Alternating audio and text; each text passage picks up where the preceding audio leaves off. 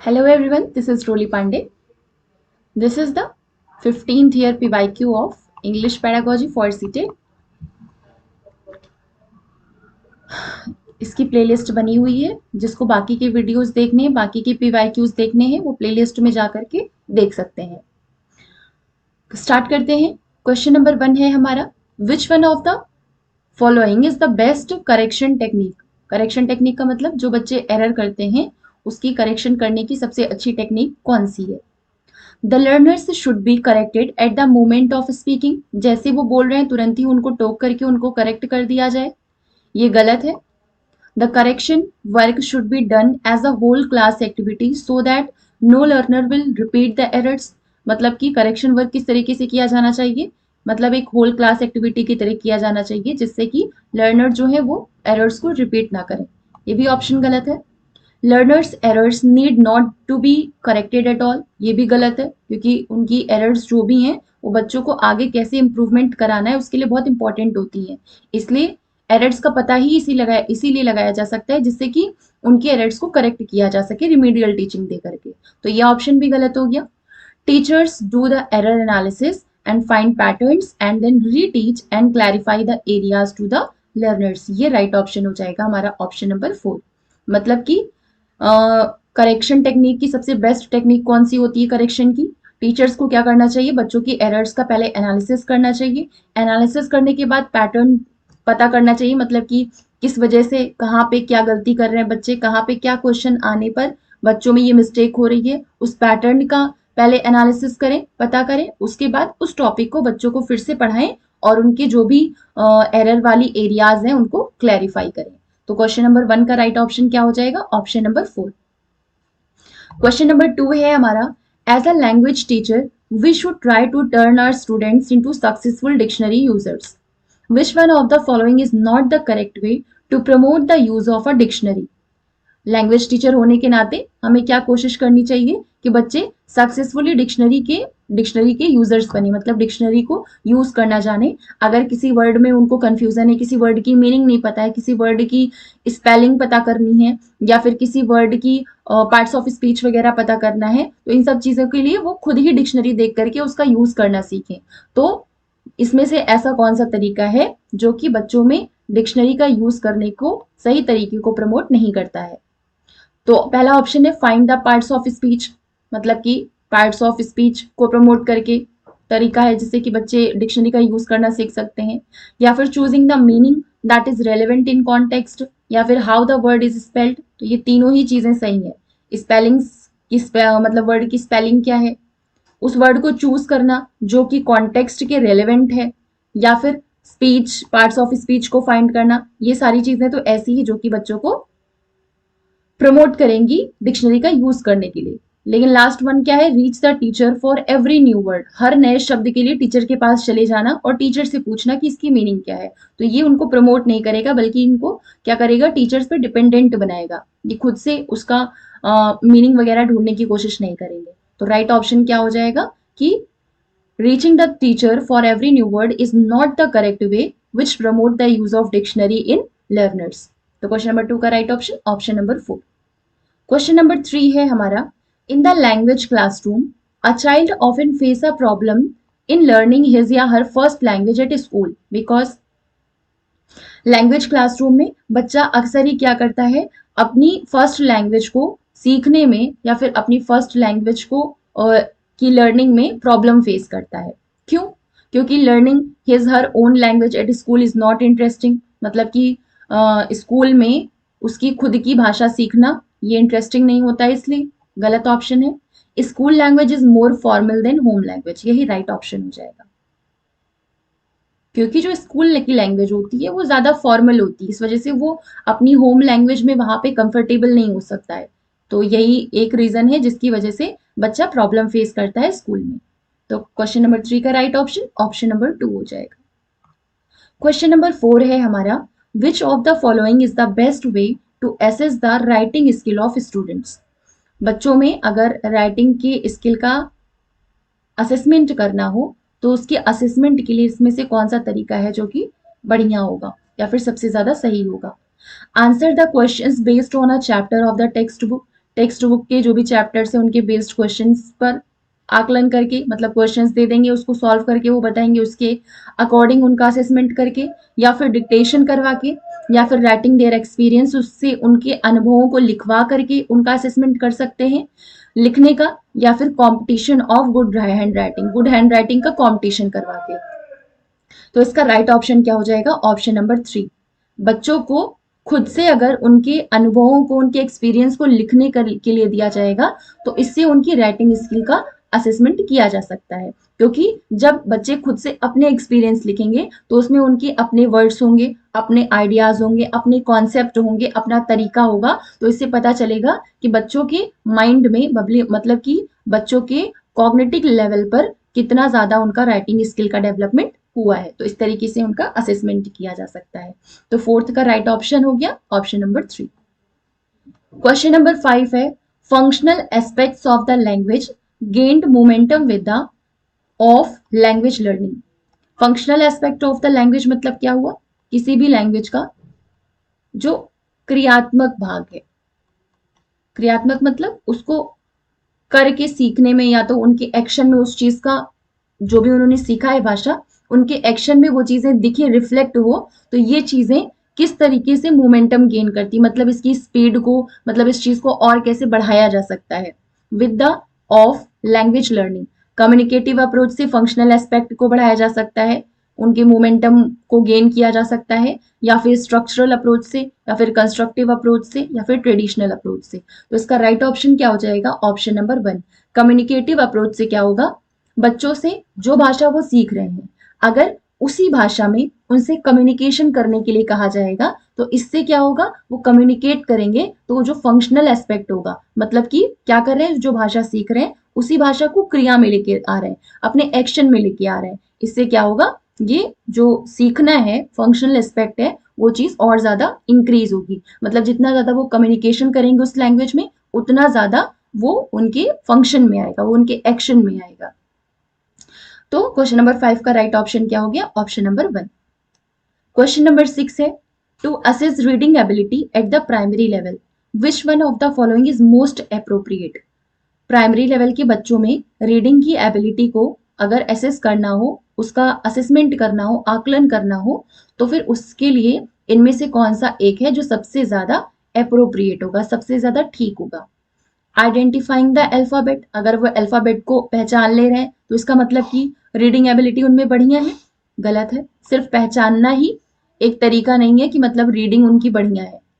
Knowledge of punctuation marks, अगर सिर्फ उनको पंक्चुएशन मार्क्स की नॉलेज है, उसी का आकलन करके रीडिंग की एबिलिटी पता लगाई जा सकती है, ये भी गलत है। कॉम्प्रिहेंशन ऑफ द टेक्स्ट या फिर fluency in reading, right option हो जाएगा कॉम्प्रिहेंशन ऑफ द टेक्स्ट।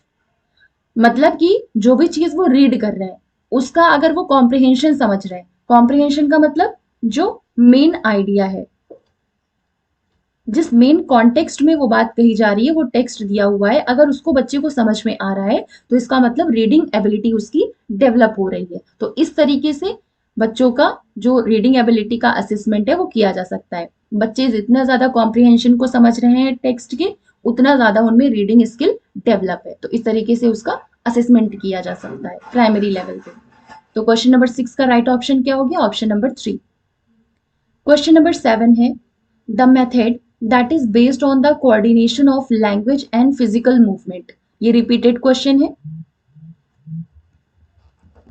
ये क्या हो जाएगा? रिपीटेड क्वेश्चन हो जाएगा। रिपीटेड क्वेश्चन है कि वो कौन सा मेथड है जो कि कोऑर्डिनेशन ऑफ लैंग्वेज और फिजिकल मूवमेंट इन दोनों पर ही आधारित है। टास्क बेस्ड लैंग्वेज लर्निंग, या फिर टोटल फिजिकल रिस्पॉन्स, या फिर कोऑपरेटिव लैंग्वेज लर्निंग, या फिर कम्युनिकेटिव लैंग्वेज टीचिंग। तो इसका राइट ऑप्शन क्या हो जाएगा? Total physical response.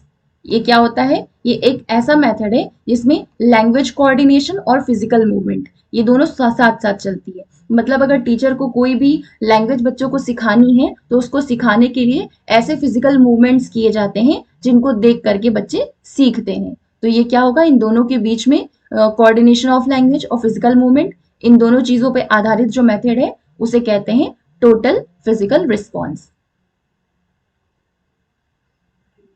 है हमारा, which among the following supports a pre reading activity, इनमें से कौन सा ऐसा है जो कि प्री रीडिंग एक्टिविटी को सपोर्ट करता है?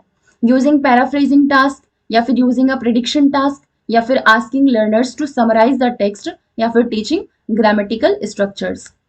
प्री रीडिंग में क्या होता है? यूजिंग अ प्रेडिक्शन टास्क, किसी भी चीज को स्टार्ट कराने के पहले उस चीज का ओवरव्यू बच्चों को दे दिया जाता है, जिससे कि बच्चे पहले से प्रिडिक्ट कर सकें कि चैप्टर में क्या क्या होने वाला है। या फिर प्री रीडिंग एक्टिविटी में क्या किया जाता है, जो भी बच्चों को पढ़ाना है उससे रिलेटेड बच्चों की जो प्रीवियस नॉलेज है उसके बारे में पूछ करके बच्चों की वो चीज जिस कॉन्टेक्स्ट में चैप्टर पढ़ाना है उस चीज को क्लियर कर दिया जाता है, जिससे बच्चे क्या करें, पहले से ही प्रिडिक्ट कर ले। तो which among the following supports pre-reading activity? तो using a prediction task। तो क्वेश्चन नंबर 9 का राइट ऑप्शन ऑप्शन नंबर 2। क्वेश्चन नंबर 10 है हमारा, which of the following is not correct about portfolio assessment? इनमें से कौन सा ऐसा है जो कि पोर्टफोलियो असेसमेंट के लिए सही नहीं है या फिर के बारे में सही नहीं है? Portfolio assessment provides evidence of a students learning, या फिर it helps students to become more autonomous, या फिर it fosters students reflection and helps them to self monitor their learning, या फिर portfolio assessment is one time assessment of students learning. इसमें से पूछा है कौन सा है जो करेक्ट नहीं है, तो इसका राइट ऑप्शन क्या हो जाएगा? Option number 4। मतलब कि पोर्टफोलियो असेसमेंट ऐसा नहीं है कि बस एक ही बार असेसमेंट किया जाता है, बार बार इसका असेसमेंट किया जाता है। ये सब चीजें सही है कि portfolio assessment provides evidence of a students learning, जो भी बच्चे सीखते हैं उनकी सीखी हुई चीजों का एविडेंस प्रोवाइड करता है। ये क्या करता है? बच्चों को ऑटोनोमस बनाता है। इसके अलावा it fosters students reflection and helps them to self monitor their learning, अपनी खुद की चीजें जो उन्होंने सीखी हुई है उसको खुद से मॉनिटर करने में भी हेल्प करता है। तो ये तीनों ऑप्शन सही हो जाएगा और ऑप्शन नंबर 4 गलत हो जाएगा। तो क्वेश्चन नंबर 10 का राइट ऑप्शन क्या हो जाएगा? Option number 4। क्वेश्चन नंबर 11 है हमारा, scribbling is an important step in learning to write because children are trying to. ये स्क्रिबलिंग कौन सा होता है? ये प्राइमरी लेवल पे सिखाया जाता है या फिर प्री प्राइमरी में भी ये चीज सिखाई जाती है? सीखना सिखाने के लिए सबसे इंपॉर्टेंट स्टेप क्या होता है? स्क्रिबलिंग। स्क्रिबलिंग में क्या होता है? बच्चे घसीट करके, मतलब ऐसे जो मार्क्स बना करके अलग अलग तरीके से अलग अलग तरीके के सिंबल्स बना करके लाइंस बनाना है, standing line, slanting line, horizontal और वर्टिकल। तो इस तरीके के स्केच या फिर मार्क्स या फिर सिंबल्स बना करके बच्चे लिखना सीखते हैं। तो ये जो स्क्रिबलिंग है वो बच्चों की राइटिंग सीखने में इंपॉर्टेंट क्यों होती है? Because children are trying to produce letters and words right from the day they pick pen और पेंसिल। मतलब कि जिस दिन से बच्चे पेन और पेंसिल उठाते हैं उसी दिन से वो लेटर्स और वर्ड्स को प्रोड्यूस करना सीख जाते हैं। या फिर तो ये गलत है, पेन पेंसिल उठाते ही तो वो लेटर्स और वर्ड्स लिखना नहीं सीख सकते हैं। Make meaning from the marks for them, यही राइट ऑप्शन हो जाएगा। जो भी मार्क्स या फिर जो भी सिंबल्स वो बनाते हैं उससे क्या होता है? वो धीरे धीरे उसकी मीनिंग को समझना स्टार्ट कर देते हैं। तो इस तरीके से उनमें राइटिंग की एबिलिटी जो है वो डेवलप होने लगती है। तो क्वेश्चन नंबर 11 का राइट ऑप्शन क्या हो गया? Option number 2।